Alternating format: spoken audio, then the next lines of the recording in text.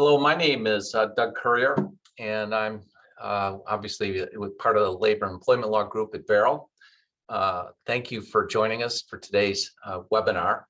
The topic for today is legal and practical considerations for managing difficult employees. My experience has been that this is always a fairly well-attended session because I think most of us as HR business leaders have experienced working with employees who, it's a struggle and they can be very difficult for a number of different reasons. And so we're going to talk today a little bit about, how do we work more effectively with employees who we might describe as being difficult. I ask that if you're not already muted, that you mute your log on so that we don't hear any noises from the attendees. There is a link to the slide deck that is going to be added to the chat, and the webinar is going to be recorded, and the recording and a link to the recording and the materials will be included in a follow-up thank you email to all of you so that you'll have access to it. The program also has been approved for one SHRM credit and also for one CLE credit. So that's something that hopefully can be helpful to many of the attendees as well. I am planning on taking up pretty much the whole hour with my presentation, but I think it's always important that people be able to ask questions. And so if you do have a question, please use the chat button to ask the question. And I will try to either answer it right away or work it into the presentation. I also find that oftentimes that after the presentation's over, you may have questions about things that I've said or something that's in the slides. And so I am encouraging all of you, if you would like to give me a call or send me an email if you have any follow-up questions regarding the presentation, or if we run out of time and you find that there is a need to follow up to get your question answered. All right, so with that, here we go. When I talk about a difficult employee, I've just, for ease of the conversation, come up with 5 different categories. The one is what I call the always unhappy employee. Then there's what I call the intimidator. Then the work is not my priority employee. Then I've got the roller coaster ride employee, and then the gossip. And so let's take each one in turn so we have a better sense of what we're talking about. Now, with the always unhappy employee, this is that person who just always seems to be negative. They're always complaining to others. They're constantly questioning management decisions, unhappy about whatever is happening, whatever management's deciding. They're resistant to any type of change. Usually they assume the worst about what people say or do. And oftentimes it's someone in this category who is an avid union supporter, if that may be part of what's going on at your facility. The intimidator, this is that person who's just always sort of rude or abrupt, often demeaning, can be dismissive, someone you might describe as a bully. This person often can be obnoxious, very opinionated, things have to be done their way. The effect of that is it makes them usually unapproachable. Times when it's like, what, if I go to this person and I ask them to do this, they're going to give me some rude retort. They're going to make it very clear that I'm interfering or intruding on their day. And you know what, it's just easier to get the job done myself. That it just becomes too painful to address the issue with a person because, the pushback is so strong that oftentimes the effect is to just not, fight that battle. The work is not my priority employee is the person who it just doesn't seem like work is their priority, so they come in late, too often they're absent. A lot of times they don't even bother to let you know, or they let you know sort of later than you'd like. Sometimes they take a lot of breaks. Sometimes they're slow to return to work from a break. Oftentimes someone in this category seems to have a constant stream of health issues. The roller coaster ride employee is the person who sort of just does enough to get by, sometimes less. And then you talk to them and they improve, but then with time they slip back into their old habits. And often I would consider a master of making excuses as to why they weren't able to get things done or done to your liking, that it's not their fault. The last category is the gossip. And this is that person who feels compelled to know everyone's business at work. And it makes a priority of sharing the news with others, a lot of times, with their own personal editorial comment. And sometimes that accuracy is just not really a priority, that it's not that important to them. And so some of our realities as employers is that we are always going to have some employees who we consider to be difficult because we're all human, and that's the reality of our situation. And of course, as business leaders and being in HR, it's our job to manage these difficult employees. And one of the things that I see that is, if you do not do your job, or if you don't do it properly, then the situation just gets worse, and there's a price to pay that goes along with that.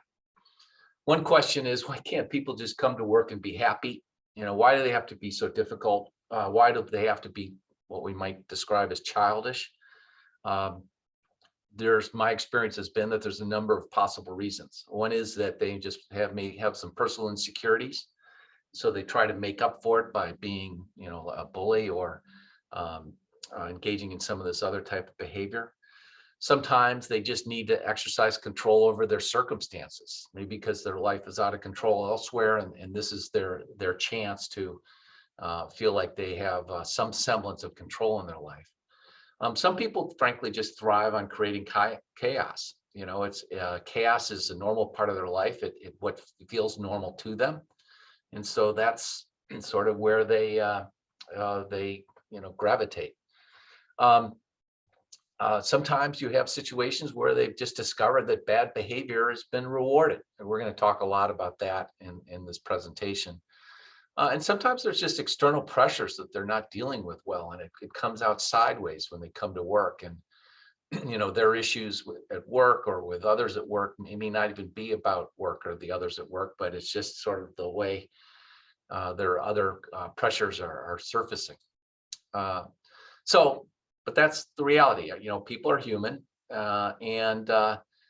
but at the same time, whatever may be the cause, it's really not fair for your business or your employees to suffer because of the behavior that they're engaged in.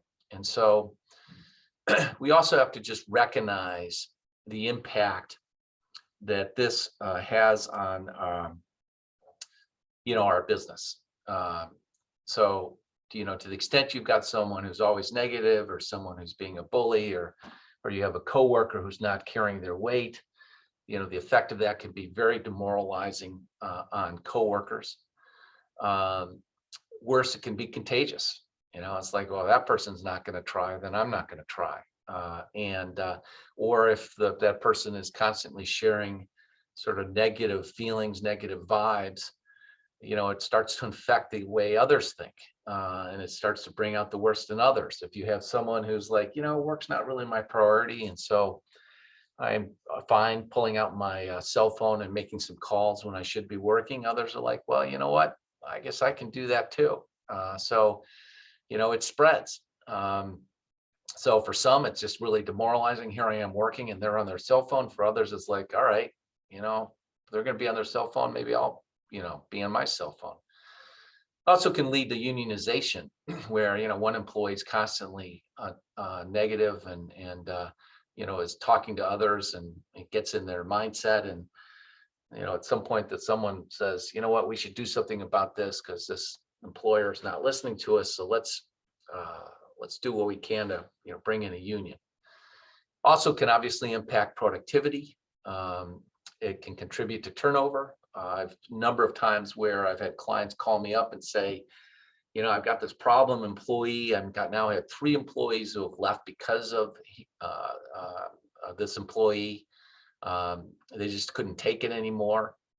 You can imagine that, especially in a small working environment where someone might say, you know what, it's just not worth it to me. Life's too short. I'm not going to come to work and have to deal with this person who's always being sort of verbally abusive, and it's just too toxic. I don't want to be here. And then it can lead to claims from other employees. And by that, I mean the idea that, and this sort of goes to rewarding bad behavior. Sometimes when you have an employee that's particularly difficult, really negative, or just, very much of the intimidator, supervisors back off and just sort of like, there's nothing I can do. This is the way they're going to behave. So I'm just not going to, fight the battle. But then they enforce the rules with respect to, actually the better performing employees or the better behaved employees.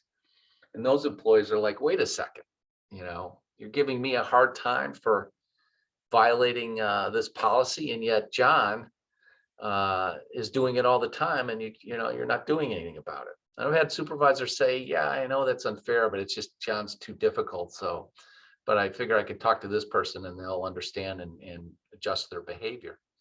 But it does start to feel like it's discriminatory, because you're enforcing rules with one person that you're not enforcing with the other.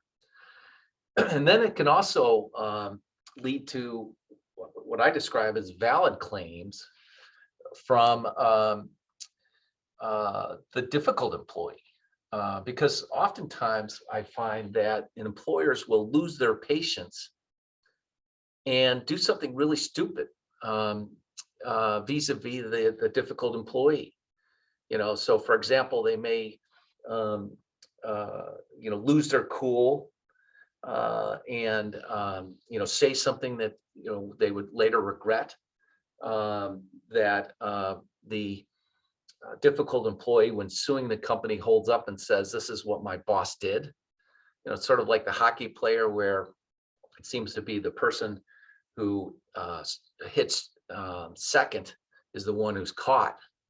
Or maybe another example of where it can lead to valid claims is where you have this idea of who the difficult employee is and what they tend to do. And so you assume that when something happens, it must be their fault because it's typical of what they normally do. And you don't find out all the facts, and it turns out you were wrong, because you took action based on assumptions. The employee now has a claim saying, look, you got rid of me because you assumed that I did this thing, but in fact I was not guilty as charged. So there's a real price that could be paid for having sort of toxic or difficult employees, and we therefore really want to make sure we are mindful of that. So what are we trying to accomplish? The first thing is, with this presentation, we're hoping to learn some things that will allow us to help modify the employee's behavior so they'll be more productive, they'll be more of a positive contributor to the organization. But failing that, and I just have to be honest, there's times when you have people who really are struggling in life, and you're not going to be the one to make the difference. That frankly, they probably need some therapy or self work in order to really make the changes that need to be made. So failing that, we're also trying to position ourselves to minimize the risk that we'll get sued if we let an employee go, or if we are sued, to minimize the risk that we will lose that action. There's a lot of laws that tend to have relevance when dealing with employees who are difficult, and we want to try to take some action against them. I'm not going to go through all of the various laws. I think most of you are familiar with these laws, but there's a lot of laws on the books that protect employees and employee rights. And so we have to be sensitive about how they may come into play when we decide to discipline or take action against an employee who is proven to be problematic.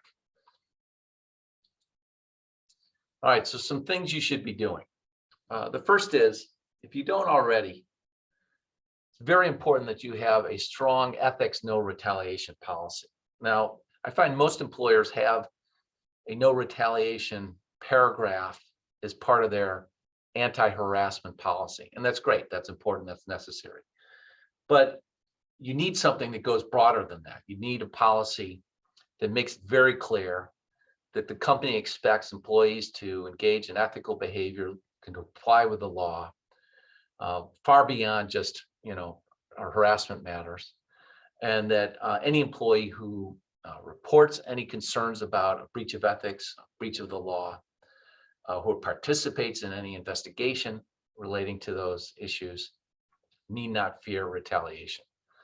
And so that's got to be a cornerstone, so that to the extent someone who's the negative employee who says that they were fired because they complained about this, that, or the other thing that maybe relates to business ethics or legal compliance or safety, health and safety too, we can say that we have a policy that makes it very clear we actually want employees to engage in that type of behavior, and the reason for the action taken against the employee then therefore related to something else.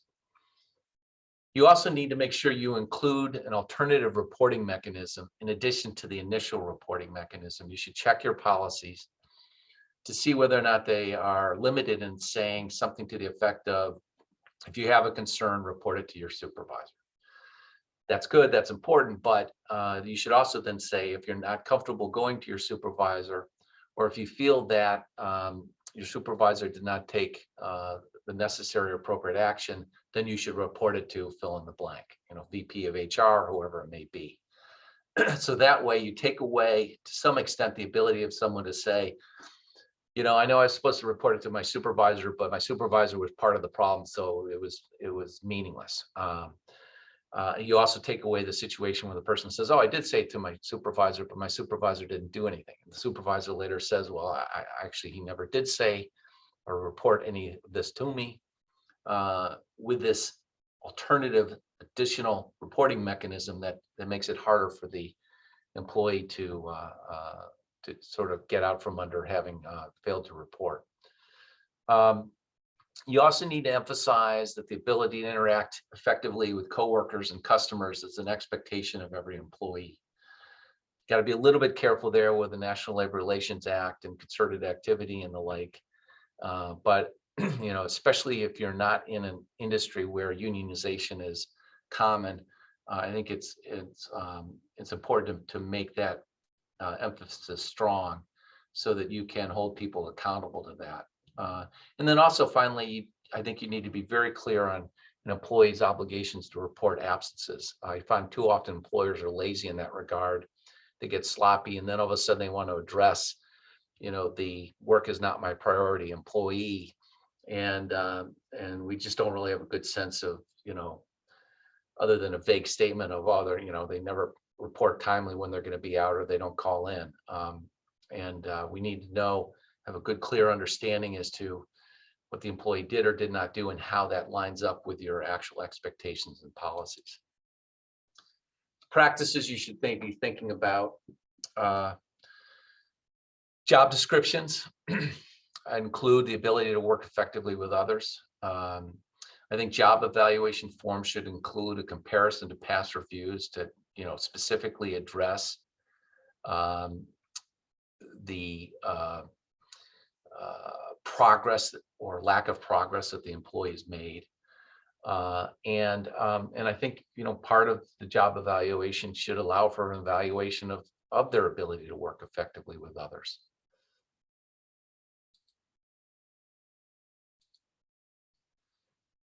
Other things you should be doing. One of the best ways to avoid having to deal with a difficult employee is to not hire them in the first place. And so therefore, you should really think about your hiring practices, background checks and the like, references, to see whether or not you can do a better job of figuring out who's going to be a really good performer and work well within the organization, as opposed to those who maybe have a hard time avoiding conflict in the workplace. Supervisor training. I mean, it's great that you all are participating in this webinar, but a lot of the things that we're going to be talking about or have been talking about, your supervisors need to know, because they're the ones on the front lines dealing with these difficult employees. And some of the strategies that we're going to be going over and some of the do's and don'ts. It's just critical your supervisors understand uh, uh, these things as well. Uh, Timely and quality evaluations, very important to give timely feedback. Quality, obviously, we know about grade inflation. We know about how often supervisors don't want to have the difficult conversation with employees, so they don't point out the negatives. And then sometimes what we find is uh, the um, uh, sorry, I was getting a message here on the system, and I'm not sure what that was saying. But anyways, back to the presentation. The evaluation problem we often see is a supervisor's like, you know what, if I give this person, the always negative employee or the intimidator, if I give them a bad evaluation, then they're going to make me pay for it 10 times over.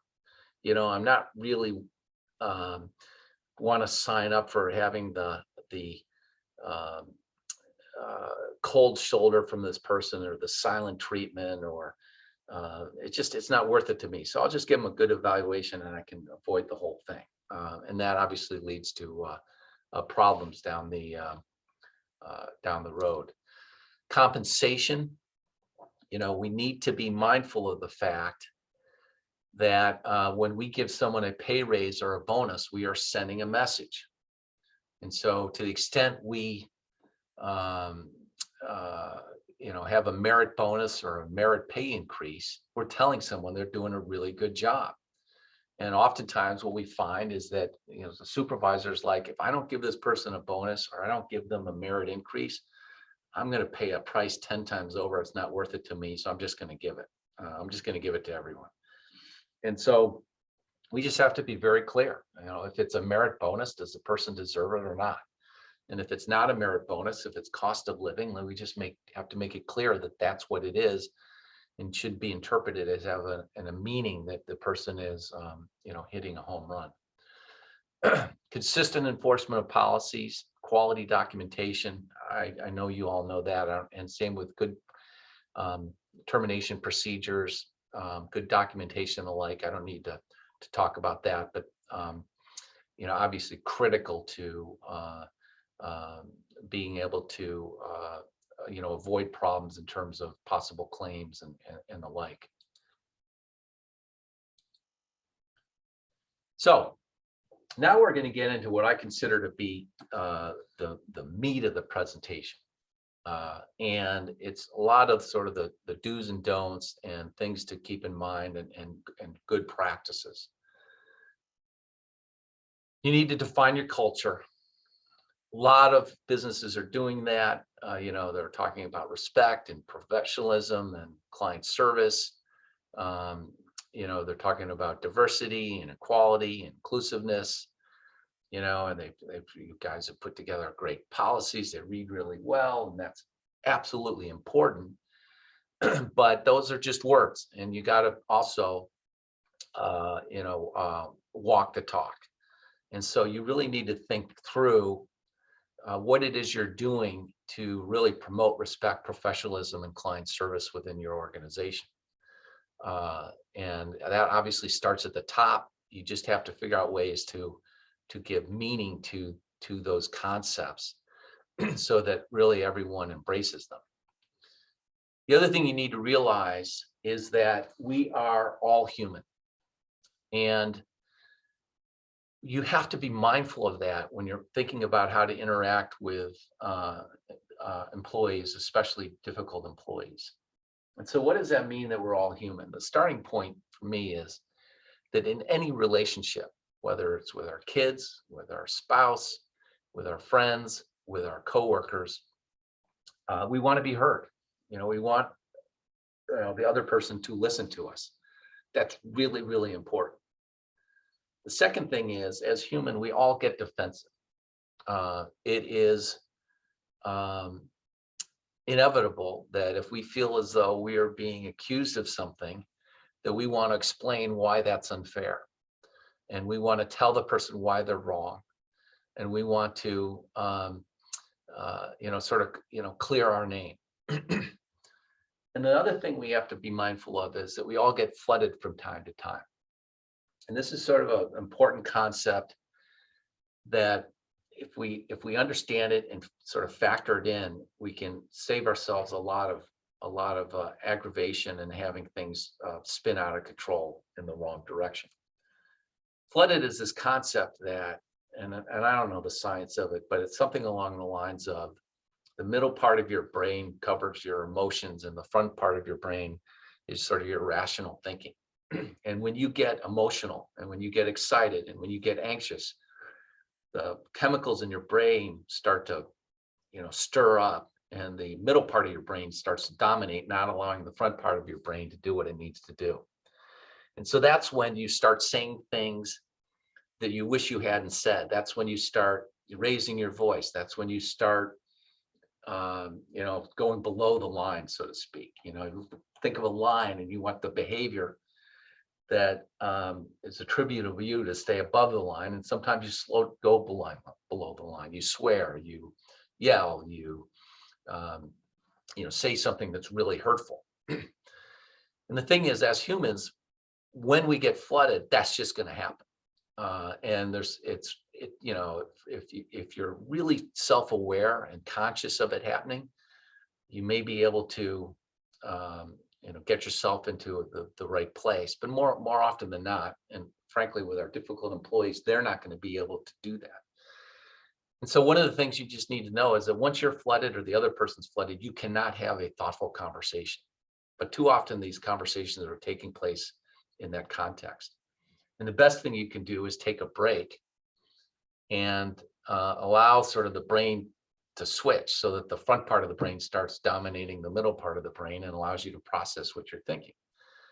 And so, and so a lot of times what you want to say to someone is, look, I'm a little bit worked up, or I'm flooded right now. I'm going to take a 25-minute break and let's regroup. And the key to that is that you can't use that 25 minutes to then go and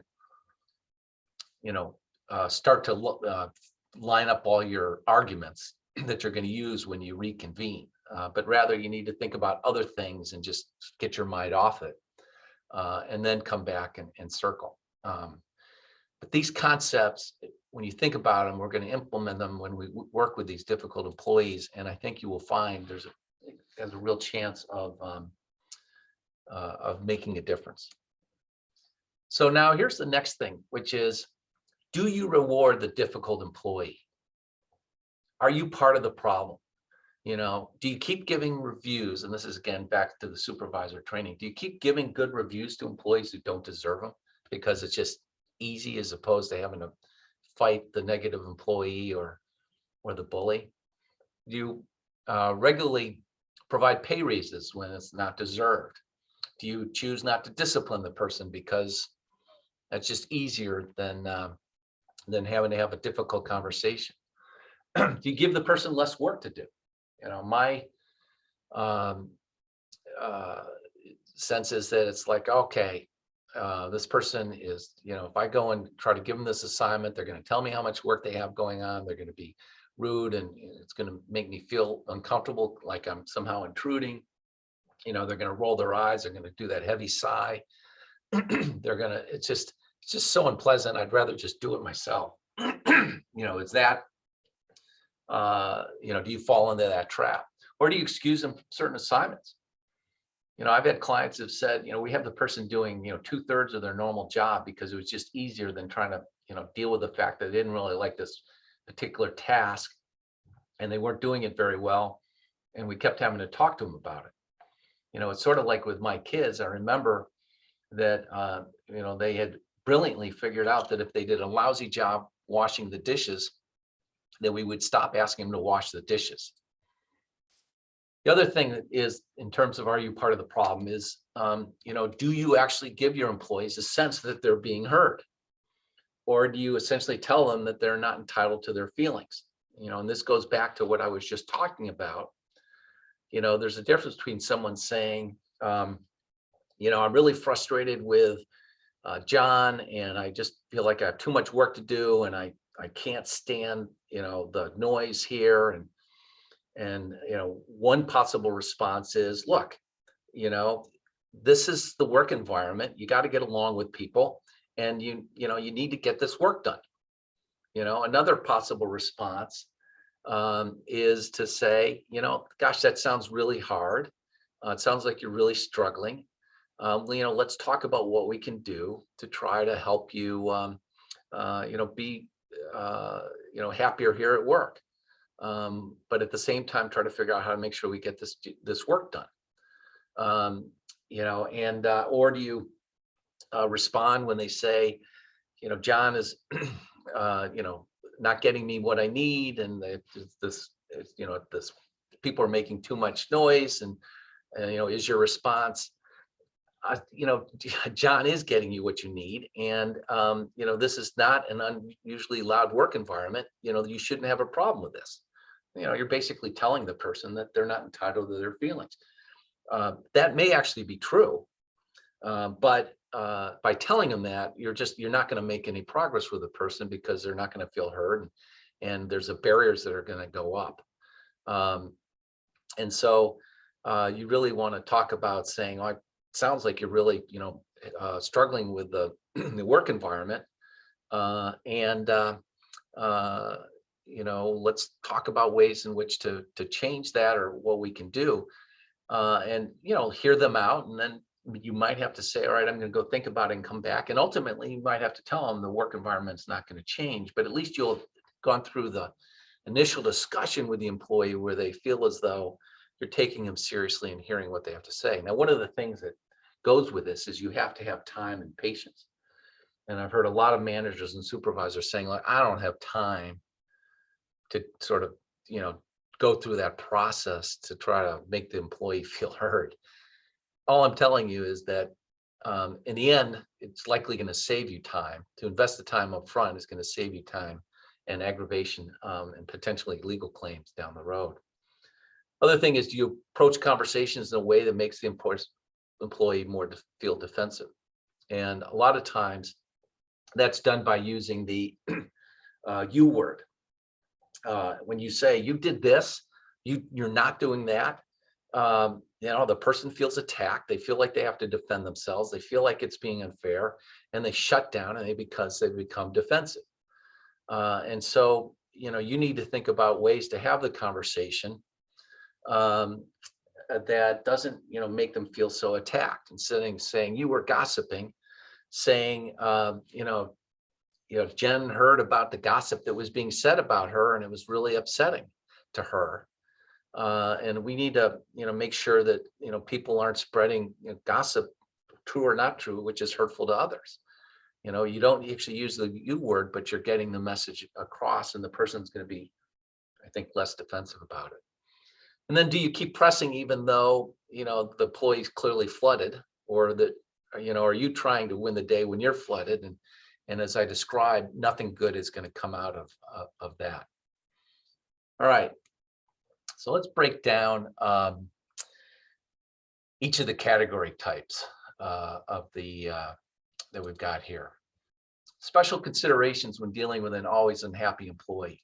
This is the employee where there's typically a threat of whistleblower discrimination, or claims of, under the National Labor Relations Act, that they were engaged in concerted activity.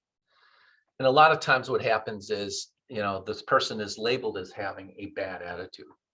And we say, you got a bad attitude. And they say, yeah, my bad attitude is you don't like the fact that I'm complaining about the reality that this place is unsafe, or that laws are being violated. That's my bad attitude. Or my bad attitude is that I'm trying to work with my coworkers to make it clear that we're being badly treated by management. We should bring in a union. That's my bad attitude. And so if you have sort of bad attitude just floating around out there, then it's up to a jury to decide what you meant when you said that. It's better to actually define what you mean by that, so that there's no question, and to put it in language that makes it clear. It's not about them making a complaint about safety or illegal behavior. It's not about them engaging in concerted activity, but rather, to focus on what it really is, the issue. And a lot of times you need to really make clear distinction about, our policy is, remember, we have that policy about ethics and no retaliation. that not only do we want you to, it's your obligation as an employee to bring these concerns to our attention. What we want to talk about is how you go about it. Yelling it or slamming the door or cursing about it is not helpful. And so we want you to speak up, but we want you to do so in a respectful and professional manner. And part of that's emphasizing you want to hear about the employee's concerns. And again, I think there needs to be some thought as to, is this person really unhappy about work, or are they just generally unhappy? With the intimidator employee, one of the things that I like to have a client share with someone who is sort of rude and unapproachable is to say to the person, what we want, instead of saying you are rude and unapproachable, don't use the you words, to say, what we want from employees is we want a customer service attitude. We want each other to treat each other as though we are a customer. Your coworker is a customer, and you're my customer. And so that means we want it, as we would with any customer, to feel good about the interaction. Are we helping this other person accomplish their goals? Are we allowing this other person to feel like they're being taken seriously? And that's what we want you and everyone else to do when someone approaches and asks for help, is not to come, be, met with a response that makes the person feel like, you're unapproachable, but rather a response that makes it say, I'm happy to have this person as my coworker, because they're really being thoughtful and helpful. The work is not my priority employee. First of all, oftentimes, as I said, there's health issues involved with this. And so we just have to be mindful of the ADA and leave laws. And if you're going to terminate someone's employment because of excessive absence, you need to be very careful to make sure you're not taking into account any absences that are protected by the FMLA or by the ADA. You also need to ensure that there's consistency. You don't want to find yourself in a situation where you're terminating someone's for attendance, but then they can point to someone else who's a favorite employee who was out, nearly as much and didn't even get a warning. So in that sense, you may need some objective measures so that you can say that, anyone who's had this level of unauthorized absences has been held accountable to the same type of response. And then often I find that employers need to really be clear about call-in and who to contact. And often that means saying to the person, don't have anyone calling you on your behalf, not just leave a message, because a lot of times employees in this category will just call when they know no one's around, so they don't have to, have a conversation. If they actually feel like they have to have a conversation with their supervisor, they're more likely to they're more likely to decide they don't want to do that and just show up for work. With a roller coaster employee, one of the things that I encourage you to do is to stay away from the probationary period concept in your disciplinary warnings. It's not, I think, in my view, a good practice to say, this has been an issue, and if it happens again in the next 30 days, there'll be further consequences or whatever the case may be. Because what that says to the person is they got to keep their nose clean for 30 days, and then they have a green light after that. And so they improve, 30 days goes by, and then they go back. And so you really want to be emphasizing that the improvement must be sustained and continuing. And you should point out the inconsistency of performance. It's okay. In fact, I think it's a positive to say, you actually at times show an ability to do a really good job. It's just the lack of consistency that's really a struggle for us. You need to break out of this cycle. And then if the problem, occurs, again, you need to address it right away. And then with respect to the dealing with the gossip, you need to emphasize the concept of respect. I think part of that is having the employee identify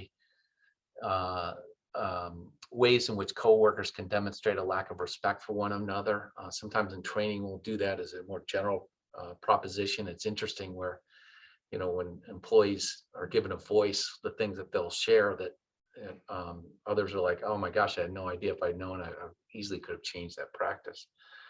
And then have the employee articulate how they feel gossip impacts others. How do you think it feels to someone to have that being said behind their back to their coworkers? So you're aware of the laws, you got the policies and systems in place, you've got this difficult employee. Let's talk about some of the sort of do's and don'ts that are more general to every class of employee. The first thing is don't avoid the problem. And I've already alluded to this. You need to act quickly is too strong a word, but you need to act promptly. Sometimes what I find is that employees allowed to get away with behavior, and then finally someone's had enough and they want to take action. And the question is, well, if it happened before, why didn't you address it? The answer is, well, I didn't observe it personally, or I didn't want to put, Jane's the one who brought it to my attention. Jane works with John. I didn't want to put Jane on the spot. And that's a problem, because basically the person's engaged in the behavior, never was an issue, and suddenly you're making an issue, and they claim, well, that's because I recently filed a workers' comp claim. And it just sounds weak when you say, no, it's because I finally observed it myself. Yeah, I knew about it. I knew it was happening, but this is the first time I saw it myself. It doesn't work. And so you need to address it promptly. And if you're worried about putting coworker on the spot, then you should speak in general terms. It's come to my attention. You don't mention that Jane's the one who brought it to your attention. It's come to my attention that this is, becoming an issue, and so we should talk about it. Just remember that tolerating the behavior condemns you to continue to suffer that behavior and the consequences of that behavior going forward. Any delay is going to send a message that it's okay, that they're getting away with it. It's permissible. And once we do finally say, oh, we've had enough, we want the person gone, this is, it feels to them like the rules have just changed. I've been doing it this way. No one's really said anything. Now all of a sudden it's a huge problem, and I'm, getting put on suspension or I'm getting fired. And I think the real reason is fill in the blank. I told you about my health issue. You just discovered about my sexual orientation, whatever the case may be. Properly evaluate the employee. Now, this first you might think that what I'm talking about is, when you sit down to do the performance review, make sure you do a proper evaluation. That's actually not what this is. What this is that we have an idea of who our employees are, what their characteristics are like, how they tend to conduct themselves. And so it creates an implicit bias that informs often how we treat that employee when issues arise. And so if you think of someone as being a difficult employee, and that's who they are in your mind, and you get a complaint about them or you witness something, you're seeing it with that lens. And so too often a manager will just react to, the rumor or gossip that's going around about the person, and assume the worst about them because of their knowledge of the employee's tendencies. And what you need to do is resist the urge, and instead make sure you do what I think if I asked you, you would say, of course we need to do this, a proper investigation, the who, what, where, when, why, how, and not assume any facts. Because, it may be, I've had situations where it's like, the intimidator, where, oh my gosh, Judy was rude again. I heard that two people talking about it. You bring Judy in and say, I've told you 10 times not to be rude. You were rude again. This is a final warning. Never actually really found out from Judy her side of the story and understood what really happened. And it turns out that, Judy's reaction was because when Bob approached her, Bob was, way out of line. He started yelling at her about something. He was really angry, and she was like trying to get him to back off, and so that she was actually sort of reacting to his inappropriate behavior. And yet here we are disciplining her and not saying anything to Bob. Um, and and oftentimes, because employers just sort of gloss over, um, things, they're they don't pick up on some red flag or something that just doesn't add up. So you need to think critically about it, in order to make sure that you have the right facts and whatever action you're taking is appropriate. The next is you need to think through a thoughtful plan. And again, this gets back to supervisor training, where you don't just haul someone into your office and make a poorly planned presentation, because that will just make things worse. You need to stop, and your supervisors really need to do this, to stop about who's going to be present, when's a good time to do this, where should it be done, what should we said, thinking about your word choice. I'm going to try to avoid using the you words. I'm going to make sure I'm not going to let myself go below. I can anticipate how the employee's going to react. I'm going to try to do these things to make them less defensive. And if the employee starts to get worked up, I'm going to be very conscious to not go below the line. It's all about anticipating the employee's reaction, and I'm going to approach it this way so the employee feels like I'm listening. And that is going to make a huge difference, in your ability to work with these employees. You need to make sure you address the problem and not the employee. This should not be an attack on the employee. This shouldn't be about winning or trying to prove that the employee is a bad person. The attitude has to be about trying to help the employees succeed in the organization. And too often I've seen managers who are so frustrated, that they are, hell bent, to, sort of win the day. You also don't want to, and this goes back to things we've already talked about, but you don't want to be labeling the employee. You don't want to say, you're a gossip or you have a bad attitude, because for a number of reasons we already talked about. It makes them defensive. It opens up a question about, what do those things really mean? But rather, what you want to do is describe the negative behavior and its impact on the organization, and to talk about,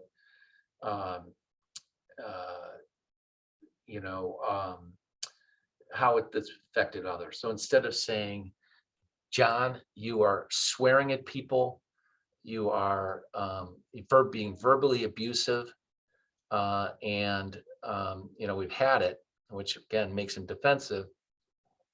You want to say, I got to tell you, Jane felt humiliated when she was being sworn at, and we need a work environment where people aren't swearing at each other. Or if it's the gossip thing, to say, instead of you're a gossip and you got to cut it out, saying, it was painful for John to hear the gossiping about his personal problems. I mean, it's really difficult enough as it is, and to find out people are talking about it behind his back, it's really, really hurtful. And this is an example where, instead of saying you're always gossiping and spreading rumors, saying I need employees to respect each other and not gossip. It's going to be easier to get that to go through. Make sure the employee understands the consequences of the problem, and think in terms about asking the employee to describe how they think the behavior affects others. Instead of saying, you're always late, talk in terms of, just share with me what you think happens when an employee comes in late. What do you think? What does that mean for us, and how people have to respond, and the like, and try to get them to start thinking about it from your perspective instead of their own. You always want to try to allow the employee to maintain their dignity. This gets back to the idea of not, speaking at the employee. The listening part about trying to understand where they're coming from. That part of that means you don't interrupt them, or try to argue your position. It's good, I think, and it's again getting a little bit repetitive, but trying to acknowledge the employee's perspective. saying, I understand that sounds like you're really struggling with it. It sounds like really hard. Um, but don't get caught up in the emotions is the idea of don't getting flooded. Don't try to drag an apology out of the employee. And it's okay, even when you're talking to someone about the negative aspects of what they're doing, to provide them with positive feedback too. And it just builds your credibility. If you have an employee who blames their problem on their health, um, understand that tolerating poor performance and bad behavior is not a reasonable accommodation. Okay. But at the same time, you have to provide reasonable accommodations that hopefully will allow them to avoid the bad behavior and uh, poor performance. So if someone says that they're bipolar, which is why they were so verbally abusive to their coworker, saying, well, that sounds really hard, and uh, you know, we want to support you, but at the same time, we expect of all employees that we are respectful to each other and not engage in that type of behavior. So what can we do to help you so that this doesn't happen again? Because this type of behavior really cannot happen again. And that's sort of the way you want to frame that. You may have an employee who blames others. Jenna was the one who was gossiping. She was telling me the rumor. I just want to do my job. Why are you picking on me? Others are doing worse. If I was rude, it's because Jenna was not doing her job or was making mistakes or was being nasty herself. The response you want to think about is to basically say, just like people don't know that I'm talking to you, you won't know if I'm talking to others. So don't assume that you're being singled out. Also, another one is to say something to the effect of, look, let's go with the two wrongs don't make a right. If someone's doing something that bothers you, and I can understand how that would be really hard and frustrating to deal with, you still need to sort of behave in a respectful and positive manner. And if you find that they're acting inappropriately and it's bothering you and a struggle for you, then bring it to my attention. Don't take it out on them. Bring it to my attention and let me address it. And what do we do now if we have a situation where the problem has been ongoing and we're suddenly going to change the rules of the game, so to speak, from the employee's perspective? If that's the case where we have a rule that you shouldn't be using cell phones at work, and one employee is particularly bad at it, acknowledge the problem. Say, you know what, we have this policy, you don't use cell phones during work time. We've been lax in enforcing it, but we found that it's sort of like gotten a little bit out of control, and so we just need to get back to what the policy says. And so we're gonna, now start cracking down on this a little bit. And this is why we need employees to respect the policy. You do that before you administer any disciplinary action. You don't want to have a situation where it's like you allow them to use a cell phone time and time again, and then you come in and pull them in and say, I'm giving you a written warning because you're using your cell phone. And sometimes instead of addressing it with a particular employee, you make a company-wide statement to sort of reset.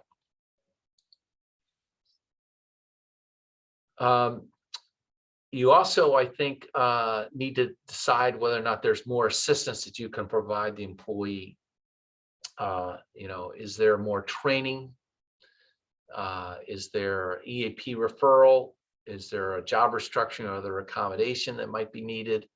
I think that it's important that anytime you're taking action against an employee, deciding whether or not instead of just telling them they're not meeting expectations and making clear what the expectations are going forward, but to think in terms of whether or not there's more you can do to help them meet those expectations. And then I think you need to establish clear expectations and consequences so that an employee really knows what it is that is expected and what the consequences are of not meeting those expectations. And sometimes I, encourage a client when things are, particularly challenging with an employee, to simply give them what I say the crossroads speech. It's to basically say, look, you're at a crossroads. You have a choice. You can, continue on the same path that you're on now. And if the same type of behavior continues, then there's just not going to be a place for you here anymore.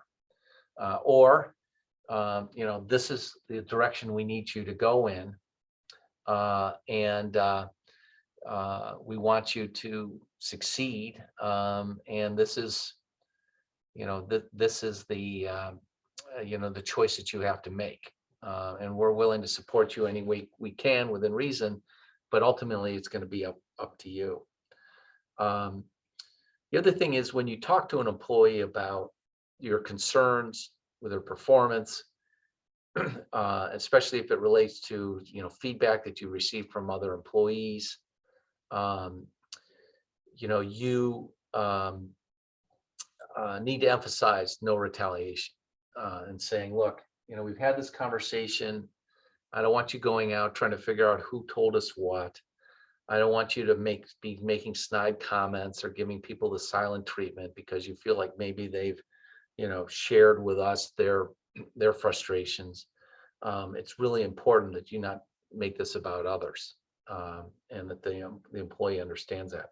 Obviously, you need to have careful documentation in place too. I have this bullet about don't expect instant results, and there may be 2 steps forward and 1 step back, and you just need to be aware of that and try to work with the employee within reason. I think it's also important to try to assess the employee's commitment to address the concern. You want to try to have a conversation. And this again gets in the idea of trying to have them articulate, the impact of their behavior on others, or to understand the perspective of others, so that you can assess whether or not they really understand the problem and are willing to respect your expectations. If they are, stuck on the I'm being unfairly accused, then I would shift the focus to say, look, all right, let's not get caught up in the past. Can we agree that going forward, we need employees to feel like they can approach each other and not have someone who's going to be rude or unapproachable, or that can we agree that there's no healthy place for gossiping in the workplace? And if they're like, yeah, that I can agree with. Okay, good. So let's not worry about, what you've done in the past. Let's focus on what you're going to do in the future, and just, let's be mindful that it's important that these things not happen. And then I think a lot of times it's helpful to say, you'll have a sense whether or not the conversation going forward, but, is anything I've asked of you unfair? If it is, tell me. Let's get it out and talk it through. And then the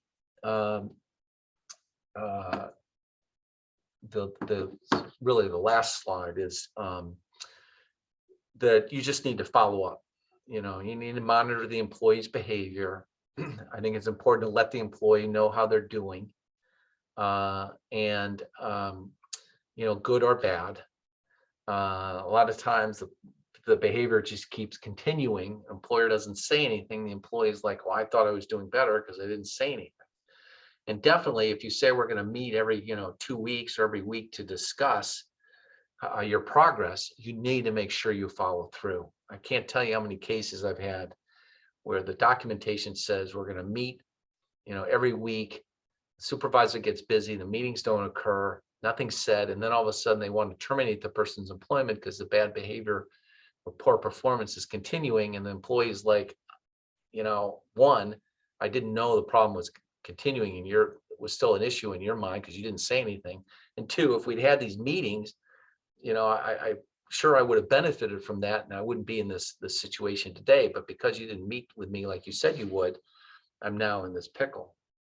I talked about the idea of emphasizing sustained and continuing improvement. And again, whatever you say you're going to do, arrange for accommodations, educational opportunities, interim meetings, you need to follow up.